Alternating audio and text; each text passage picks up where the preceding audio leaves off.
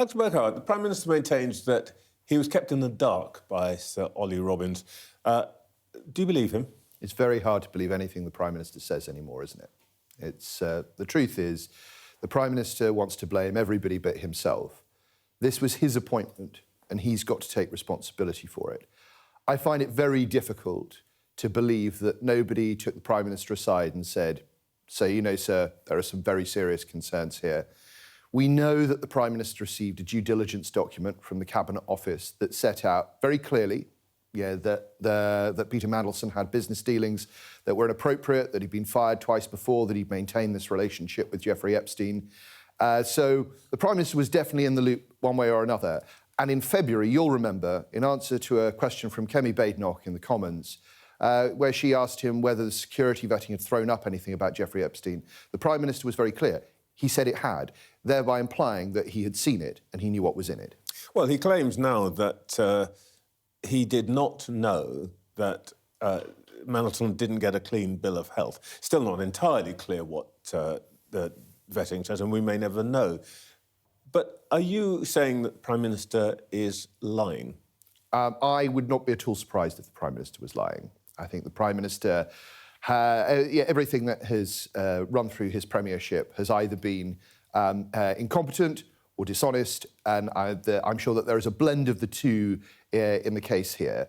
The fact is that the Prime Minister should have known, did know, not to appoint Peter Mandelson, but went ahead with it anyway, and in February suggested that he had seen the security vetting, and now is firing other people for his incompetence. You're basically saying he's both a fool and a knave. You've called on him to resign. He won't.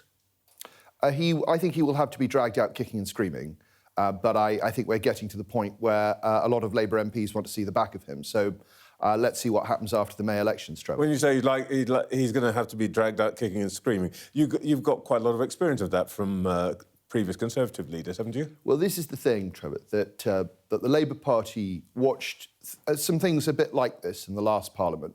They're fully aware of what their responsibilities are to Parliament, and yet they failed them. Like, the Prime Minister, we're told, found out about this on Tuesday night. Let's just imagine that's true for the moment. Let's imagine he didn't know anything about it until Tuesday night. He has a very solemn duty under the rules of the House of Commons to correct the record at the first available opportunity. But he didn't do so on Wednesday, and he didn't do so on Thursday. And the only reason this came out was because of investigative journalism at The Guardian that broke the story on Thursday night. This is, at best, a cover-up, and at worst, deceit. When are you going to lay your motion of no confidence? Well, we have a number of tools in our parliamentary arsenal, and we will choose our moments appropriately. The Prime Minister is coming... What else is in the toolbox? So the Prime Minister is coming to the House, being forced to do a statement to the House on Monday. We will have Prime Minister's questions on Wednesday, and you will see what else we have at our disposal as the week goes by. Oh, we'll be watching wrapped with fascination on the edges of our seat. But what I can't quite understand is, if you think he's a liar, a fool, all the rest of it, why, in the interest of the country, don't you want to get rid of him? Is it because it suits you to have a lame duck Prime Minister that you can do interviews like this about? No, it's not good for the country to have a lame duck Prime Minister. Why don't you get rid of him now? We want him gone. Well, I'm very pleased that you have such confidence that a vote of no confidence would pass, Trevor, but you know that this depends on the support of the Labour Party. So what else can you do? I'm very curious about the other possibilities. You have the sphinx-like smile of a man who has got a bazooka up his sleeve. Show us a little bit of... No, there are a number of things that opposition parties can do to force people to come to the dispatch box and answer questions, and we're looking at all of them. But it's what's going to be critical this week, Trevor, I think, is the fact that Ollie Robbins, the now fired top civil servant at the Foreign Office, is giving evidence to the Foreign Affairs Select Committee on Tuesday.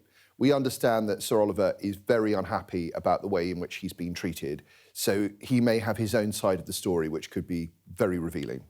Well, of course, some of your colleagues have had their own run-ins with the civil service. Are you sure that it is right for you to essentially take the side of the senior civil servant against the politicians, because Priti Patel, others have been accused of all sorts of things, and essentially you've lined up with the politicians. Are you sure you're right on this one? I've been a part of a couple of governments where ministers have had to resign because they got things wrong. Take the case of Amber Rudd when she was Home Secretary. And what we have now is that the Prime Minister, contrary to advice and evidence, appointed someone to be ambassador to Washington who it turns out was a security risk. So he put someone who was a security risk in our most sensitive diplomatic post. And who's had to take responsibility for that so far? The Downing Street Chief of Staff, the Downing Street Head of Comms, the Cabinet Secretary, and the Chief Mandarin at the Foreign Office. No politician has taken responsibility, but this was a political decision.